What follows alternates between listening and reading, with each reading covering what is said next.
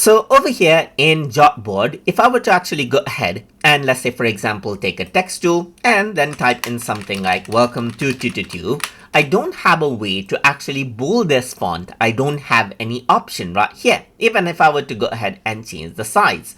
So in order to go ahead and bold this, you can actually use another tool, which is lingojam.com/bold text generator. Or you can search online for bold text generators and then you get different bold text generators that you can use. So I'm just going to go ahead and copy out the word by pressing Ctrl C for the one that I want to bold, and then I'm going to paste it here. And then you can see that this is what you have. Let me just go ahead and just type in TutorTube, and here you can see that bold sans is an option. We even have italics, as you can see right here. So if I were to copy this right here by pressing Ctrl C, and if I were to press Ctrl V, you can see that now TutorTube is bolded out. You even have italics bold, as you can see right here. So even here inside of Jotboard, you don't have italicizing and any other option. You can see that as I paste this, that gets overridden, and then I got the italic text as well. So that is how you can go ahead and bold and italicize text